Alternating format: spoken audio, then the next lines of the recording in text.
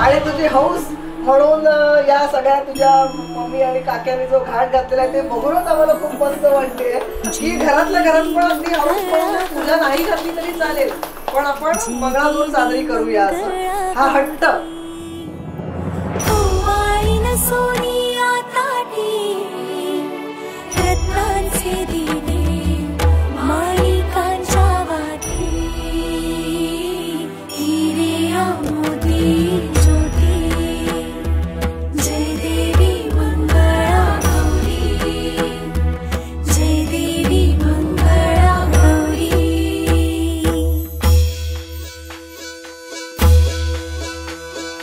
चल ग बाई खेळू